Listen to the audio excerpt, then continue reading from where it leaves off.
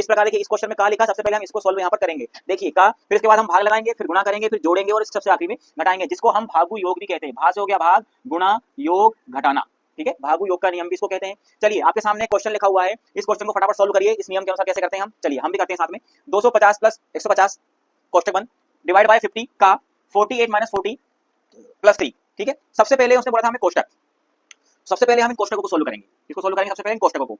250 plus 150 कितना हो गया, कितना हो गया ये 400 हो गया ना, कितना हो गया 400, ठीक है। कोष्टक खत्म, डिवाइड 50 का 48 माइनस 40 कितना बचा 8 प्लस 3 हो गया। चलिए अब यहाँ पर देखिए 400, अब यहाँ पर क्या होगा देखिए, एक चीज ध्यान रखना आप कि बोर्ड मास के नियम में अगर डिवीजन मल्टीप्लिकेशन दिया हुआ है साथ साथ, तो चाहे तो आप पहले डिवीजन कर लीजिए या मल्टीप्लिकेशन भी कर लीजिए, आपका आंसर वही आएगा।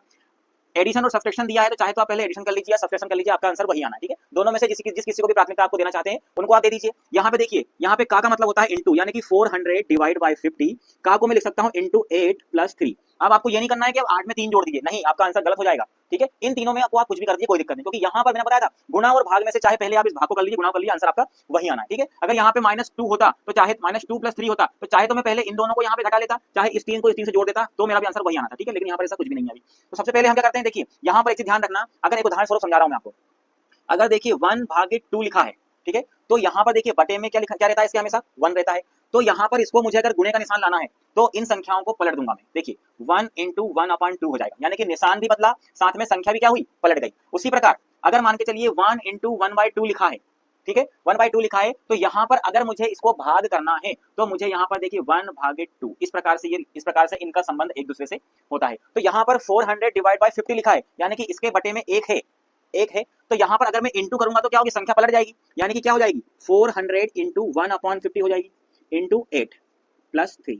अब इसको सोल्व कर लेता हूँ, ये 1 हटा देता हूँ, क्योंकि होता है सभी संख्याओं दीर्घ संख्या लिखी है ना कि बटे में एक चल रहा है, यहाँ पर एक इस प्रकार से चलता ही होता है, ठीक है, लेकिन वो लिखा नहीं होता है, अदृश्य होता है। तो यहाँ पर इसको सोल्व कर दूं। अब ये मेरा मल्टीप्लाई आ गया, देखिए भाग हो गया, भाग को मैंने गुणा में कन्वर्ट कर लिया। अब मैं करूंगा यहाँ पे क्या, इंटू, सबसे पहले ये जोड़ूंगा नहीं 8 और 3 को, है ना। सबसे पहले हम इसको सोल्व करेंगे, यहाँ पर 1 शून्य से 1 शून्य कट जाएगी हमारी, ठीक है, 5 से ये 8 बार कट जाएगा, 8 का इंटू 8 में कर दूं तो कितना हो जाएगा 64 प्लस 3 बचा। अब मेरा आंसर कितना आ गया 67। देखिए ये आ गया मेरा भागु योग से, यानी कि बोर्ड मास के नियम से आंसर। अगर मान लो गलती से मैं इन 8, देखिए ये तो आंसर आ गया। अब यहाँ पर देखना, आप समझना, अगर इन 8 और 3 को मैं जोड़ देता पहले, ठीक है, देखना ध्यान से, यहाँ पर अगर 8 और 3 को मैं जोड़ता तो मेरा कितना होता, देखिए आंसर कितना आता, 400 इंटू कर दूं मैं 1/50 हो जाएगा ये ना, 50 इंटू में देखना 11 आ रहा है, क्या आ रहा है 11, 8 और 3 कितना जाता 11 हो जाता वो। अब यहाँ पर इसको मैं देखिए क्या करता हूँ, 50 8 इंटू 11 बचा, कितना आंसर आया 88, आ गया ना गलत आंसर, है ना। इसीलिए बोर्ड मास का नियम प्रयोग करना बहुत जरूरी होता है, ठीक है। यहाँ 8 का 3 आप बिल्कुल नहीं जोड़ना, ये गलती नहीं करना है। सबसे पहले आपको ब्रैकेट खोलने हैं ये दोनों, ठीक है, इसके बाद में आपको ये हटा देता हूँ मैं, कंफ्यूज हो जाओगे।